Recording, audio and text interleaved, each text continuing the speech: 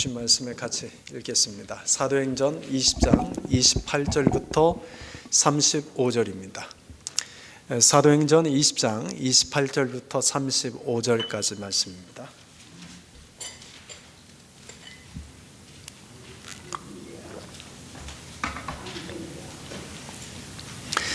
우리 한 절씩 우리 힘차게 읽어봅시다. 여러분은 자기를 위하여 또는 온 양떼를 위하여 삼가라. 성령이 그들 가운데 여러분을 감독자로 삼고 하나님이 자기 피로 사신 교회를 보살피게 하셨느니라.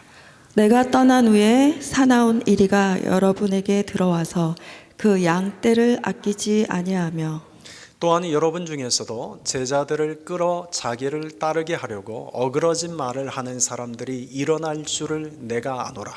그러므로 여러분이 일깨어 내가 삼낮이나 밤낮으로 쉬지 않고 눈물로 각 사람을 훈계하던 것을 기억하라. 지금 내가 여러분을 주와 및 그 은혜의 말씀에 부탁하노니 그 말씀이 여러분을 능히 든든히 세우사 거룩하게 하심을 입은 모든 자 가운데 기업이 있게 하시리라. 내가 아무의 은이나 금이나 의복을 탐하지 아니하였고 여러분이 아는 바와 같이 이 손으로 나와 내 동생들이 쓰는 것을 충당하여 범사에 여러분에게 모범을 보여준 바와 같이 수고하여 약한 사람들을 돕고 또 주 예수께서 친히 말씀하신 바 주는 것이 받는 것보다 복이 있다 하심을 기억하여야 할지니라. 아멘. 잠시 기도하겠습니다. 사랑의 주님, 새해 신년 첫 주일에 우리에게 주시는 말씀을 믿음으로 받으려고 합니다. 이 시간 성령님께서 말씀을 전하는 자와 듣는 자들에게 동일하게 역사하셔서 오늘 우리가 들어야 할 말씀 함께 듣게 하시고 말씀 앞에 함께 결단하게 하시고 함께 고백할 수 있는 은혜를 우리에게 허락하여 주옵소서. 주님의 말씀 안에 거하는 이 시간 되게 하여 주옵소서. 예수 그리스도의 이름으로 기도합니다. 아멘. 지금 바울이 3차 전도 여행을 마치고 이제 돌아가는 길입니다. 그런데 바울이 성령에 매여서 지금 예루살렘을 향해 가고 있는데 성령이 바울에게 계속해서 반복해서 하시는 말씀이 네가 예루살렘에 가면 결박과 환난이 너를 기다리고 있다는 음성이었습니다. 그러자 주변에 있는 사람들은 성령이 바울에게 이런 음성을 들려주신 것은 바울이 예루살렘에 가지 말라는 하나님의 뜻이다 라고 생각하고는 바울에게 예루살렘에 가지 말라고 말렸습니다. 그런데 바울은 이 동일한 음성을 듣고도 하나님이 미리 성령을 통해서 이런 음성을 듣게 하신 것은 예루살렘에 가야 되는데 그곳에서 결박과 환난이 있다는 것을 각오하고 예루살렘에 가라는 하나님의 뜻이구나 라고 생각하고는 그는 사람들 앞에서 이렇게 다짐을 밝혔습니다. 내가 달려갈 길과 곧 주 예수께 받은 사명, 곧 하나님의 은혜의 복음을 마치려 하면은 나의 생명조차 귀한 것으로 여기지 아니하노라.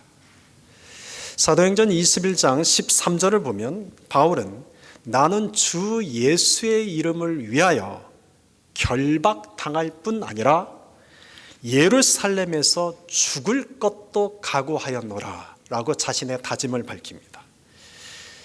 여러분, 바울은 지금 예루살렘을 향해 가고 있습니다. 그런데 본인이 압니다. 내가 지금 예루살렘에 가는 것은 그곳에서 결박을 당하고 환난을 당하고 죽을 수도 있다는 것을 알면서 지금 걸어가고 있습니다. 여러분, 바울은 두려움이 없는 사람일까요? 두려움이 있는 사람일까요? 여러분, 세상에 두려움이 없는 사람은 없습니다. 바울 역시도 결박을 당하고 환난을 당하고 죽음을 당한다는 것에 왜 두려움이 없겠습니까? 그런데 두려움이 없는 사람은 없지만 바울이 결박, 환난, 죽음에 대한 두려움보다 바울은 하나님을 향한 믿음이 더 컸습니다. 여러분, 믿음의 크기는 사랑의 크기입니다. 여러분, 누군가 믿음이 크다는 것은 그만큼 사랑이 크다는 겁니다. 내가 하나님을 사랑하면 사랑할수록 하나님에 대한 믿음도 커지게 되어 있습니다. 그러나 내가 하나님에 대한 사랑이 작으면 믿음도 작습니다. 사랑하면 헌신할 수 있죠. 또 사랑하면 희생할 수 있죠.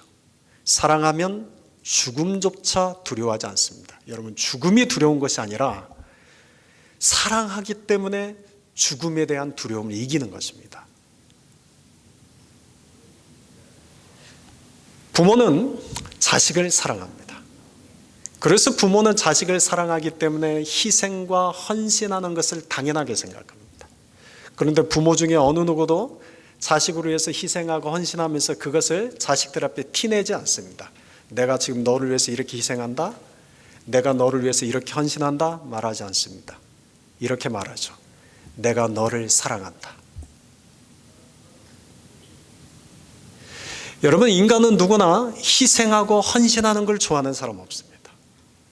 그럼에도 불구하고 사랑하기 때문에 그것이 희생과 헌신이라는 것을 알면서도 희생과 헌신합니다. 희생과 헌신을 이겨내는 것은 사랑입니다. 동일하게 예수님이 우리를 사랑하십니다. 예수님이 우리를 위해서 십자가에 달려 죽으신 것은 예수님의 십자가 죽으심에 대한 두려움이 없어서가 아니라 그만큼 우리를 사랑하셨기 때문입니다. 여러분, 예수님이 우리를 그만큼 사랑하셨기 때문에 십자가에 달려 죽으시기까지 하신 것입니다. 그러므로 여러분, 사랑하면 믿음이 커집니다. 사랑하면 내가 더한 것도 주고 싶어집니다. 사랑하면 두려움도 이겨냅니다. 사랑은 이타적입니다. 여러분, 이타적이라는 말은 계산하지 않는 것이죠. 그런데 사람이 나이가 들어갈수록 여러분 현실적이 됩니다. 여러분, 현실적이다라는 말의 의미를 아십니까? 사람이 나이가 들어갈수록 현실적이 된다는 말의 의미는, 현실적이다는 것은 이제는 계산하기 시작한다는 뜻입니다. 사람이 계산적이 됩니다. 그래서 사람이 나이가 들어갈수록 이타적이기보다 자기 중심적으로 변하게 됩니다. 그런데 여러분, 오늘 바울은 당시 나이로는 노년에 해당되는 나이였습니다. 그런데 그에게 성령이 네가 예루살렘에 가면 결박이 있고 환란이 있고 또 심지어 죽을 수도 있다는 것을 계속해서 말씀해 주셨습니다. 그런데 바울은 두려워하지 않습니다. 그만큼 주님을 사랑했기 때문이죠. 주님을 사랑했기 때문에 내가 결박당하고 환란을 당하고 예루살렘에서 죽을 걸 또 알면서도 그는 담대하게 그 믿음의 길을 걸어갑니다. 여러분, 이런 바울은 어떤 사람입니까? 겉사람은 후패할지라도 속사람은 날마다 새로운 사람입니다. 그래서 바울이 고린도 교회의 교인들에게 이와 같이 담대하게 이야기해 줬습니다. 그러므로 우리가 낙심하지 아니하노니 우리의 겉사람은 낡아지나 우리의 속사람은 날로 새로워지도다. 아멘. 여러분, 2023년이 시작되었습니다. 여러분, 새해가 되었지만 혹시 여러분 중에 낙심하고 계신 분이 계십니까? 새해가 시작되었지만 낙심하고 계신 분이 계실지도 모릅니다. 근데 여러분, 새해에 낙심할 일이 있다 할지라도 낙심하지 마시고 더 예수님을 사랑하십시오. 더 진리 안에 거하려고 하십시오. 우리가 예수님을 사랑하고 진리 안에 거할 때 여러분, 그만큼 내 믿음이 더 커집니다. 그리고 내 삶 속에서 어떤 결박이 있고 어떤 환란이 있고 어떤 어려움이 다가온다 할지라도 두려워하지 않고 그 모든 것을 능히 이겨낼 수 있습니다. 주님이 이겨내게 하십니다. 겉사람은 후패할지라도 속사람은 날로 새로운 저와 여러분이 될 수 있기를 소망합니다. 지금 바울이 밀레도에서 예배소 교회 장로들을 불렀습니다. 그리고는 예배소 교회 장로들을 향하여 자신의 다짐과 자신의 각오를 이야기해 준 다음에 이제 예배소 교회 장로들을 권면을 합니다. 뭐라고 권면하는지 말씀을 살펴봅시다. 28절입니다. 같이 읽읍시다. 여러분은 자기를 위하여 또는 온 양떼를 위하여 삼가라.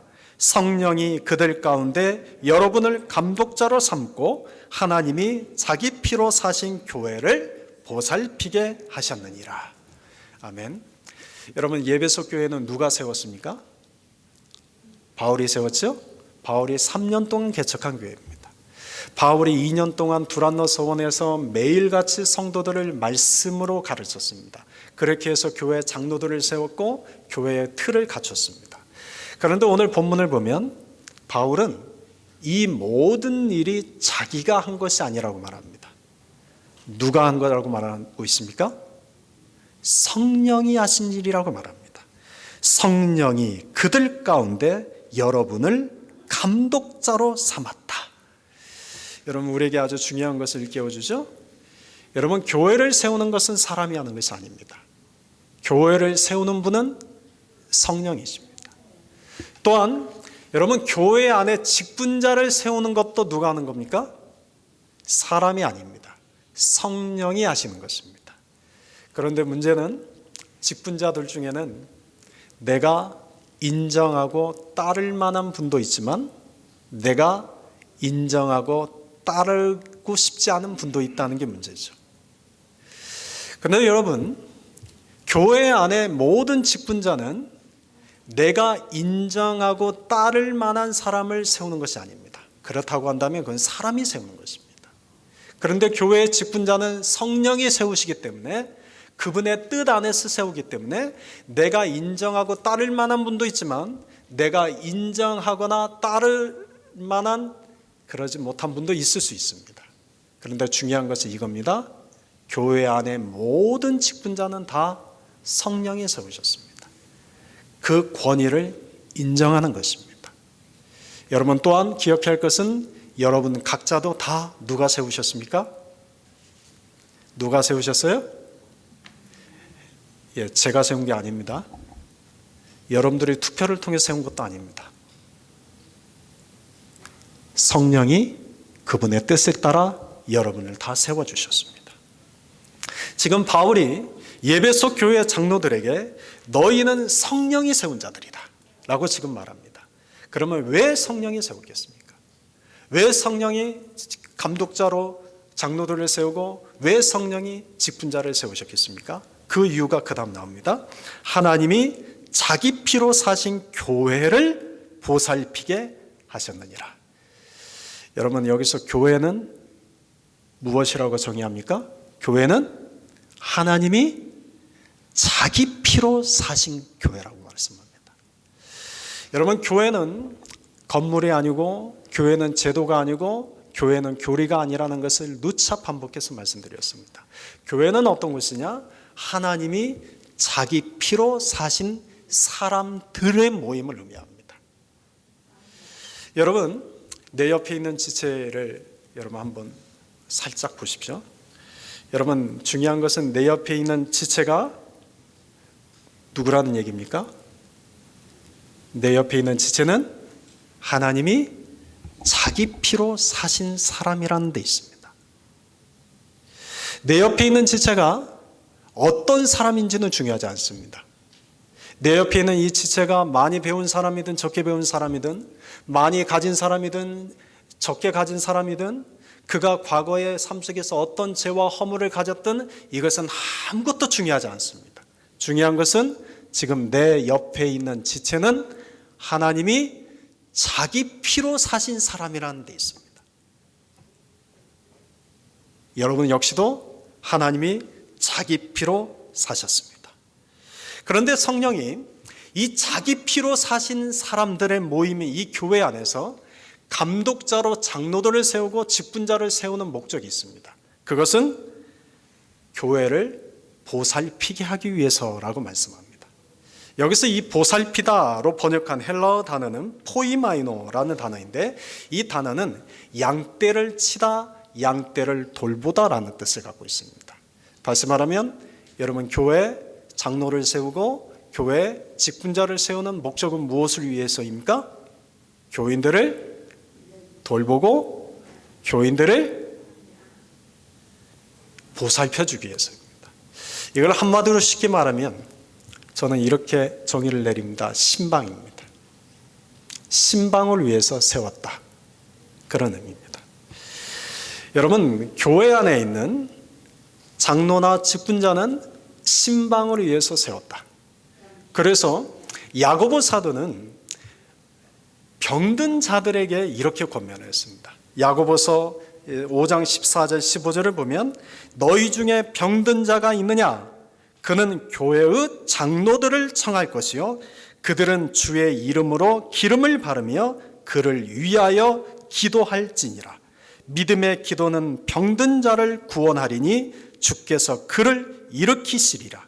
혹시 죄를 범하였을지라도 사하심을 받으리라. 여러분, 여기서 장로는 오늘날 투표를 통해서 세워진 그런 장로는 아닙니다. 이때 당시의 장로는 교회를 위해서, 성도들을 위해서 세운 평신도 지도자를 일컫습니다. 그러니까 오늘날을 말하면 교회 장로들뿐만 아니라 평신도 지도자 모두를 총칭하는 내용입니다. 여러분, 교회 안에 이런 교회 리더로서 직분자를 세우시는 목적은 무엇입니까? 바로 성도들을 살피고 성도들을 돌보기 위해서입니다. 그러니까 여러분 중에 여러분 병든 자가 있거나 여러분의 삶에 문제가 있을 때는 교회 장로들을, 교회 리더들을 신방을 요청하십시오. 여러분, 우리는 점점 신방하는 것에 대해서 원하지 않는 시대가 되었습니다. 근데 여러분, 교회 장로들이나 교회 직분자들에게 신방을 요청하십시오. 문제가 있거나 병이 들었거나 힘든 일이 있으면 여러분 신방을 요청하십시오. 주님이 말씀하셨습니다. 교회 장로들을 청하라. 교회 직분자를 청하라. 여러분, 청함을 받았을 때는 거절하지 마십시오. 담대하게 가서 기도하십시오. 믿음으로 기도해 주십시오. 믿음의 기도는 병든 자를 고치고 그를 일으켜 세워준다고 말씀하셨습니다.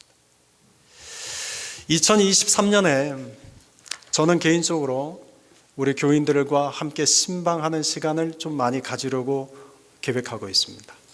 근데 여러분에게 제가 부탁드립니다. 여러분, 신방 요청하는 것을 부끄러워하지 마십시오. 또 혹시 목사님이 참 바쁘신데, 우리 작은 목자들이 바쁘신데, 우리 장로님이 바쁘시고 우리 집사님, 권사님이 바쁘신데 신방 요청하면 혹시 시간을 빼앗는 거 아닐까? 여러분, 그런 생각 갖지 마십시오. 그냥 당연하게 성경에 기록된 대로 여러분들이 신방을 요청하십시오. 그래 주시겠습니까? 예, 그래 주시겠습니까? 혼자 끙끙 앓지 마십시오. 혼자 힘들어서 끙끙 앓지 마십시오. 힘들면 요청하십시오. 그러면 달려가겠습니다. 힘들면 요청하십시오. 그러면 달려가십시오. 그리고 믿음으로 기도하십시오. 이것이 그렇게 해야 할 이유는 하나님이 자기 피로 사신 사람들이기 때문입니다. 여기 계신 한 분 한 분이 하나님이 자기 피로 사신 너무나도 귀한 분들이기 때문입니다. 바울은 예배소 장로들에게 하나님이 너희들을 장로로 세운 이유가 이것이다라는 것을 명확하게 다시 한번 말씀하고는 이제 그들에게 권면의 이야기를 합니다. 자, 무엇을 권면한지 봅시다. 다시 보면 여러분은 자기를 위하여 또는 온 양떼를 위하여 삼가라라고 권면합니다. 여기서 삼가라라고 번역한 헬라어 단어 프로세코는 지켜내다, 조심하다라는 뜻입니다. 여러분, 직분자들은 또 교회 장로들은 또 교회 리더들은 교인들을 위해서 또 자기 자신을 위해서 지켜내고 조심해야 될 것이 있습니다. 무엇을 지키고 무엇을 조심해야 될까요? 그 내용이 이제 29절과 30절에 나옵니다. 먼저 29절의 말씀을 우리 같이 읽읍시다. 내가 떠난 후에 사나운 이리가 여러분에게 들어와서 그 양떼를 아끼지 아니하며 라고 되어 있죠. 여기서 사나운 이리는 성도를 미혹하는 자들입니다. 이들은 잘못된 가르침, 진리가 아닌 것을 가져가서 성도들을 미혹하게 만드는 자들입니다. 이 헬라어 성경 원문에 보면 이 사나운 이리가 복수형으로 되어 있습니다. 그러니까 무슨 말입니까? 교회 안에 이런 성도들을 미혹하게 하는 자들, 사나운 이리와 같은 미혹하는 자들이 한두 명이 아니라는 겁니다. 수없이 많은 이들이 교회 안에 들어와서 성도를 미혹시킨다는 겁니다. 여러분, 교회는 누구나 올 수 있습니다. 교회는 누구나 올 수 있습니다. 죄인도 와야 됩니다. 병든 자도 와야 됩니다. 세상에서는 사람들이 품어주지 못하고 이해하지 못하는 사람일지라도 교회는 올 수 있습니다. 교회는 그런 누구를든 차별하지 않고 사랑하고 돌봐줘야 됩니다. 이유는 하나입니다. 하나님이 자기 피로 사신 자이기 때문입니다. 그런데 여러분, 또 하나 기억해야 될 것은 교회는 누구나 올 수 있지만 교회는 막아야 할 자들이 있습니다. 교회는 누구나 올 수 있는 것이지만 교회는 오지 못하도록 막아야 할 자들이 있습니다. 바로 사나운 일들입니다. 거짓된 진리를 가르치고 잘못된 복음을 가르치고 성도들로 하여금 진리이신 예수님을 떠나 세상과 세상의 쾌락으로 빨려들게 만드는 여러분 사나운 이리들은 오지 못하도록 막아야 합니다. 이유는 하나님이 자기 피로 사신 성도들을 지키기 위해서입니다. 그래서 장로들에게 지금 권면하기를 너희와 온 교인들을 위하여 지켜내라, 삼가라라고 말씀하십니다. 여러분, 우리는 모두를 사랑해야 합니다. 여러분, 우리는 모두를 사랑해야 됩니다. 그러나 사랑해서 안 될 것이 있습니다. 여러분, 죄는 사랑해서는 안 됩니다. 여러분, 악은 사랑해서는 안 됩니다. 여러분, 세상의 쾌락은 사랑해서는 안 됩니다. 거짓된 진리는 결코 사랑해서는 안 됩니다. 그것을 우리가 대적하고 미워하고 끊어내야 합니다. 할 수가 없다면 떠나야 됩니다.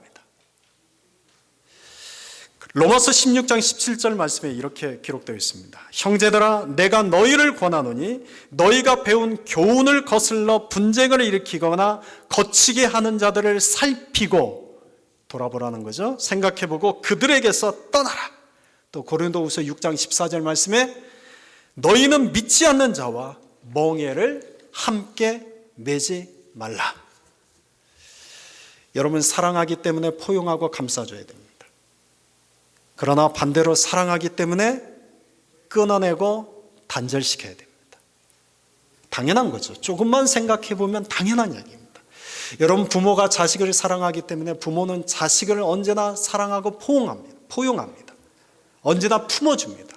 용납합니다. 그러나 그 자식을 사랑하기 때문에 그 자식을 망치려 하는 악한 자들에 대해서, 그 자식을 세상의 쾌락으로 빠지게 만드는 더러운 것들에 대해서 부모는 그것을 끊어내고 단절시킵니다. 어느 부모가 내 자식을 사랑하기 때문에 내 자식을 망치려 하는 어둠의 세력에 대해서 그것을 용납하는 부모가 어디 있겠습니까? 여러분, 교회는 하나님이 자기 피로 사신 곳입니다. 이 자리에 있는 한 분 한 분은 그래서 너무나 소중하고 우리가 사랑해야 됩니다.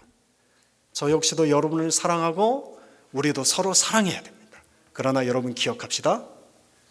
우리를 흔들려 하는, 우리를 진리에서 벗어나게 하려는, 우리를 예수님을 사랑하는 데서 세상 쾌락으로 빠지게 만들려는 여러분 그런 자들이 이곳에 오려고 한다면 그것을 우리가 막아야 됩니다. 물리쳐야 됩니다. 그 이유는 하나님이 자기 피로 사신 교회를 지키기 위해서입니다. 지금 장로들에게 이 권면을 하는 겁니다. 교회 리더들에게 이 권면을 하는 것입니다. 두 번째 하는 권면은 30절입니다. 30절 같이 읽읍시다. 또한 여러분 중에서도 제자들을 끌어 자기를 따르게 하려고 어그러진 말을 하는 사람들이 일어날 줄을 내가 아노라. 여러분, 지금 내가 안다라고 단언하고 있습니다. 여러분, 바울이 내가 안다 단언하는 그 말은 누구한테 하는 겁니까? 여러분 중에도. 이 여러분이 누굽니까? 지금 바울의 이 권면을 듣고 있는 에베소 교회 장로들에게 하는 말입니다. 여러분 중에도 제자들을 자기를 따르게 하려고 어그러진 말을 하는 사람들이 일어날 것을 내가 안다. 무슨 말입니까? 여러분, 우리가 이런 경우를 이전 신앙생활하면서 수없이 보아오지 않았습니까? 교회 리더들이 세움을 받은 것은 교인들을 돌보고 교인들이 예수님을 따르게 해야 되는데, 교회 리더들 중에 자기를 따르게 하려고 어그러진 말, 여기서 이 어그러진 말은 왜곡되다 부패하다는 뜻을 갖고 있습니다. 다시 말하면 진리이신 하나님의 말씀을 가르쳐줘서 진리이신 예수님을 따르게 하는 것이 아니라 왜곡된 부패한 인간의 말로 예수님을 따르는 것이 아니라 자기를 따르게 만듭니다. 그래서 교회 안에 파벌이 생기고 교회 안에 편가름이 생기는 이유가 이 때문인 거죠. 지금 교회 에베소 교회 장로들에게 바울은 너희를 위해서 또 에베소 교인들을 위해서 너희 스스로가 왜곡된 말로 너희를 따르게 하지 않도록 조심하라는 겁니다. 그런데 내가 아는 것은 너희 중에 그럴 자들이 있다는 겁니다. 사랑하는 성도 여러분, 우리 교회는 아직은 작은 교회이기 때문에 이 부분에서 좀 더 자유합니다. 그런데 교회가 조금씩 커지고 사람들이 모이기 시작하면 반드시 이런 일이 생깁니다. 진리 때문에 갈라지지 않습니다. 왜곡된 자기 말로 자기를 따르게 하려고 갈라집니다. 여러분, 우리 기억합시다. 2023년 1월 1일 첫 주에 하나님이 우리에게 주신 이 말씀, 이것은 교회 리더들 직분자에게 주신 말입니다. 오늘 이 자리에 계시는 우리 모두에게 주신 말씀입니다. 제가 기대하는 것이 있습니다. 2023년에 하나님이 우리 교회를 정말 불쌍히 여겨주실 것입니다. 하나님은 우리 교회를 긍휼히 여겨주실 것입니다. 그래서 하나님의 방법으로 하나님의 사람들을 보내주실 것입니다. 여러분, 그때 기억해야 될 것은 왜곡된 자기 말로 자기를 따르게 하는 자가 없어야 됩니다. 오직 진리이신 하나님의 말씀으로 누구를 따르게 해야 됩니까? 예수님을 따르게 해야 됩니다. 그것을 조심하라는 겁니다. 그러니 오늘 이 말씀은 우리와 무방한 얘기가 아니라 2023년을 새롭게 시작하는 저와 여러분 모두에게 주시는 하나님의 권면입니다. 바울이 에베소 교회 장로들에게 이와 같이 권면을 한 뒤에 이제는 에베소 교회 장로들을 축복합니다. 자, 무엇을 축복하는지 봅시다. 32절입니다. 32절 우리 같이 함께 힘차게 읽어봅시다. 시작. 지금 내가 여러분을 주와 및 그 은혜의 말씀에 부탁하노니 그 말씀이 여러분을 능히 든든히 세우사 거룩하게 하심을 입은 모든 자 가운데 기업이 있게 하시리라. 아멘. 지금 내가 여러분을 주와 및 그 은혜의 말씀에 부탁한다라고 축복하며 기도하는 겁니다. 사랑하는 성도 여러분, 교회는 누가 세우는 겁니까? 주님이 세우십니다. 교회를 교회되게 하는 것은 무엇입니까? 주님의 말씀입니다. 교회를 세우는 것은 주님이요, 교회를 교회되게 하는 것은 주님의 말씀밖에 없습니다. 그러므로 우리는 더욱 주님과 그분의 말씀 안에 거하는 자가 되어야 됩니다. 개척할 때부터 제 마음에 변하지 않는 마음 하나 있습니다. 그것은 여러분, 우리 교회를 다스리는 것은 내가 아니라 주님이시다라는 이 마음입니다. 사람이 초심을 잃어버리지 않는 것이 중요합니다. 그런데 초심을 잃어버릴 때 문제가 되는 거죠. 저도 인간인지라 초심이 흔들릴 때가 있습니다. 초심이 흔들릴 때 제가 묵상하는 말씀은 누가복음 17장 9절 10절의 말씀입니다. 명한대로 하였다고 종에게 감사하겠느냐? 이와 같이 너희도 명령받은 것을 다 행한 후에 이르기를 우리는 무익한 종이라. 우리가 하여야 할 일을 한 것뿐이라 할지니라. 여러분, 교회 주보에 담임 목사 박훈이라고 기록되어 있습니다. 그런데 제 마음속에 함께 걷는 교회 담임 목사는 언제나 예수님이십니다. 사람에게 보이기 위해서 담임 목사 박훈이라고 타이틀을 적지만 제 마음속에는 우리 교회 담임 목사 예수님이라고 적고 싶습니다. 사랑하는 성도 여러분, 여러분이 저를 담임 목사로 불러주죠. 그런데 저는 사실은 담임 목사가 될 자격이 못 되는 사람입니다. 우리는 무익한 종이라. 저 역시도 사실은 무익한 종입니다. 이것은 결코 겸손이 아닙니다. 실제가 그렇습니다. 그런데도 하나님이 자기 피로 저를 사셔서 하나님이 교회를 돌보기 위해서 하나님이 저를 함께 걷는 교회 담임 목사로 잠시 이 자리에 맡겨주신 것입니다. 그러니까 이 자리는 저한테 영원한 자리가 아닙니다. 언제든 주님이 저에게 내려가라 하시면 내려갈 수밖에 없는 그 자리입니다. 우리 교회의 주인은, 우리 교회의 담임 목사는 예수님이십니다. 우리 교회의 머리는 여러분 예수님이십니다. 이것을 우리가 잃어버리는 순간 교회가 예수님을 따르지 않고 사람을 따르게 됩니다. 기독일보 사장이 제 후배인데 저를 만나서 이런 얘기를 들려주었습니다. 이번 팬데믹 기간 동안 LA 카운티에 있는 한인교회들, 그리고 이 부에나팍, 특히 한인교회가 많은 것이 부에나팍이죠. 한인교회들을 쭉 다시 점검을 해보니까 팬데믹 기간 동안 무려 100개의 한인교회가 문을 닫았다고 그래요. 만약 오렌지 카운티 전체를 전수조사를 하면 아마 그 수는 더 많을 거라는 이야기를 저한테 들려줬어요. 여러분, 우리 교회가 개척한 지 2년이 채 안 되었을 때 팬데믹이 시작되었죠. 여러분, 이번 팬데믹은 적어도 개척교회나 작은 교회한테는 너무나 치명적이었습니다. 그런데 감사한 것은 주변에 있는 교회들 100여 개 교회가 문을 닫을 때 그래도 하나님이 우리 함께 걷는 교회는 지켜주셨습니다. 저는 그것은 우리가 잘해서가 아닙니다. 그것은 우리가 잘나서도 아닙니다. 반대로 제가 잘 지켜서도 아닙니다.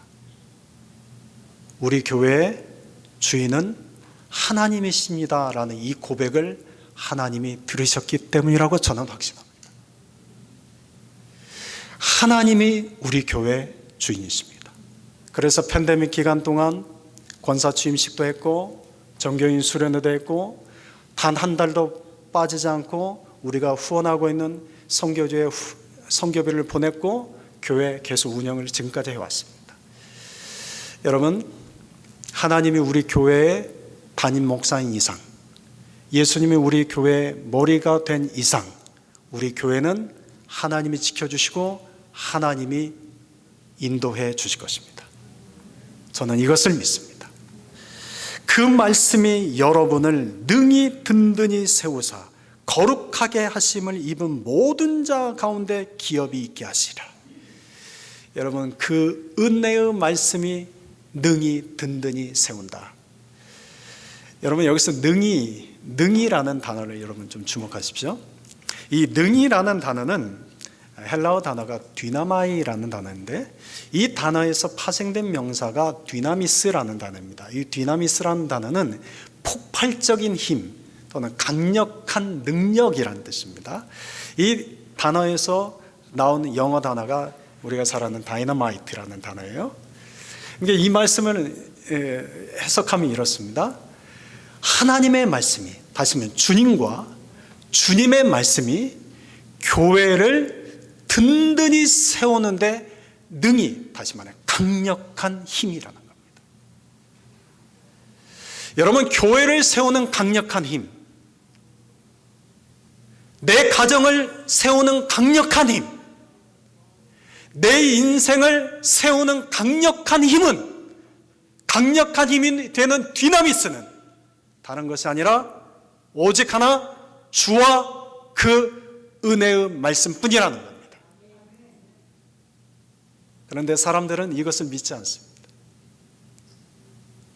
주와 그 은혜의 말씀 가지고는 교회를 능히 세울 수 없습니다. 다른 것이 필요하지 않습니까? 주와 그 은혜의 말씀만 이야기하면 교회는 지루하고 고루한 곳 아닙니까? 좀 더 사람들이 재미있을 만하고 좀 더 사람이 관심을 가질 만한 다른 뭔가를 더 갖춰야 되지 않습니까? 여러분, 그런데 오늘 바울은 예배소 교회 장로들에게 이렇게 축복하며 말합니다. 주와 그 은혜의 말씀에게 여러분을 내가 부탁합니다. 그 말씀이 여러분을, 그 말씀이 예배소 교회를, 그 말씀이 함께 걷는 교회를, 그 말씀이 여러분의 가정을, 그 말씀이 여러분의 일터를, 그 말씀이 여러분의 자녀를, 그 말씀이 우리 개인을 능히 세우는 강력한 힘입니다. 제 이야기가 아닙니다. 주님의 말씀입니다. 주님의 말씀에 들을 귀 있는 자들이 되는 복 있는 자들이 되시기를 소망합니다. 여러분, 2023년이 새롭게 밝았습니다. 올해는 송구 영신 예배를 드릴 수 없어서 보통은 이게 송구하고 영신하고 그러면 새해가 밝았다 하는데, 이번에는 그게 없어서 제가 오늘 이 자리에 서 있으면서도 오늘이 새해가 맞나? 아직 실감이 되지 않아요. 근데 여러분, 제가 새벽에도 말씀드린 것처럼 여러분, 2023년이 새해가 밝았지만 이미 2023년은 이제 더 이상 새해가 아닙니다. 우리가 내일을 소망하지만 내일이 되면 더 이상 내일이 아닙니다. 오늘입니다. 우리가 새 차를 사기 전에는 새 차이지만 그 차를 사서 끌고 오는 순간 중고차가 됩니다. 우리가 옷을 사기 전에는 새 옷이지만 그 옷을 사서 내가 한번 입으면 이미 헌옷이 됩니다. 2023년이 오기 전에는 새해지만 2023년이 이미 온 뒤로는 더 이상 새해가 아닙니다. 여러분, 그렇다면 우리에게 진정한 새해는 무엇이겠습니까? 예수님이 이렇게 말씀하십니다. 고린도후서 5장 17절, 우리 같이 한번 읽읍시다. 누구든지 그리스도 예수 안에 있으면 새로운 피조물이라. 이전 것은 지나갔으니 보라, 새 것이 되었도다. 여러분, 그러면 우리에게 새해는, 진정한 새해는 무엇이겠습니까? 2023년이 예수님 안에 있을 때만 진정한 새해가 됩니다. 여러분, 우리가 2023년이 되었다고 해서 새해가 되고 2023년이 되었다고 해서 내가 새롭게 시작하는 것이 아닙니다. 진정한 새해를 주시는 분은 예수님이요, 우리를 진정으로 새롭게 하시는 분도 예수님이십니다. 예수님 안에 있을 때 2023년이 새해가 되고, 예수님 안에 우리가 거할 때 우리가 예수님 안에서 새롭게 시작할 수가 있습니다. 사랑하는 성도 여러분, 2023년 1월 1일 우리는 신년 주일 예배를 여기서 드리고 있습니다. 여러분에게 제가 권면해 드리겠습니다. 2023년에는 우리가 더 주님을 사랑하는 자들이 됩시다. 우리가 더 진리이신 주님의 말씀 안에 거하는 자들이 됩시다. 주와 오직 그 은혜의 말씀만이 우리를 능히 세우는 강력한 능력이 됩니다. 올해 저희 교회 표어는 주보를 보셨는지 모르겠는데 히브리서 10장 22절의 말씀을 근거로 참마음과 온전한 믿음으로 하나님께 나아가자라고 정했습니다. 여러분 2023년 우리 교회 표어를 여러분들이 다시 한번 읽어주겠습니까? 시작. 온전한 믿음으로 하나님께 나아가자. 여러분 우리가 하나님께 나아가기 위해서는 두 가지를 알아야 됩니다. 하나는 하나님이 어떤 분이신지를 알아야 됩니다. 그래서 내일 모레부터 2주간 신년 새벽 기도회는 하나님을 알자라는 제목으로 하나님이 어떤 분이신가를 여러분하고 나누려고 합니다. 여러분 신년 새벽 기도회를 통해서 하나님이 어떤 분이신지를 알아가는 기회를 삼을 수 있기를 바랍니다. 두 번째는 우리가 하나님께 나아가기 위해서는 여러분 하나님과 친해지셔야 됩니다. 여러분 하나님과 친해지셔야 됩니다. 여러분 하나님과 친해지기 위해서는 어떻게 해야 될까요? 하나님과 어떻게 하면 친해질 수 있을까요? 어렵게 생각하지 맙시다. 쉽게 말씀드리겠습니다. 하나님과 친해지려면 하나님과 함께하는 시간을 많이 가지면 됩니다. 여러분 우리가 하나님을 아무리 사랑해도 우리가 하나님과 함께하는 시간을 많이 갖지 않으면 하나님과 결코 친해질 수가 없습니다. 내가 아무리 좋아하는 사람도, 내가 아무리 사랑하는 사람도 내가 그와 함께 보내는 시간이 많지 않다면 결코 친해질 수가 없습니다. 친함, 친밀함은 함께 보내는 시간만큼 친해질 수 있습니다. 여러분 우리가 하나님께 나아가는 것은 친해질수록 더 하나님께 가까이 나아갈 수 있습니다. 그런데 하나님과 친해지지 않으면 하나님께 가까이 나아가는 것이 어렵습니다. 그래서 올해는 여러분들이 하나님과 좀 더 많은 시간을 함께 하려고 여러분 노력해 보십시오. 여러분 어렵지 않습니다. 걸을 때 하나님을 생각하며 걸으시면 됩니다. 샤워할 때 하나님을 생각하며 찬양을 부르시면 됩니다. 내 삶의 시간 중에 일부를 구별하여 이 시간만큼은 내가 하나님께 기도하는 시간 정해놓으시고 하나님께 기도하시면 됩니다. 기도도 어렵게 생각하지 마십시오. 그냥 내 일상의 삶을 마치 일기를 쓰는 것처럼 그냥 하나님께 아뢰십시오. 하나님, 내가 오늘 아침에는 5시 반에 새벽 기도에 못 일어났네요. 내지는 하나님, 오늘은 내가 하루를 이렇게 시작했네요. 근데 오늘 아침에 하나님 보셨죠? 내 자식이 나한테 썩내는 거. 제가 좀 속이 상했는데 하나님 그래도 내 자식 축복해 주세요. 하나님 보셨죠? 오늘 제 삶에 나를 이렇게 힘들게 하고 아픈 사람이 있는 거. 그런데 하나님 그도 불쌍하죠. 그런데 저는 아직 불쌍한 마음에 안 드네요. 제 마음을 다스려 주세요. 여러분 기도를 어렵게 생각하지 마시고 마치 일기 쓰듯이 하나님께 정해진 시간에 내 하루의 삶을 그냥 있는 그대로 하나님께 아뢰십시오. 여러분 그럴 때 하나님과 친해지는 것을 경험하게 될 것입니다. 친해지는 자만이 하나님께 더 가까이 나아갑니다. 그러므로 올해 우리의 삶이 더 하나님께 가까이 나아가는 삶이 되기를 소망합니다.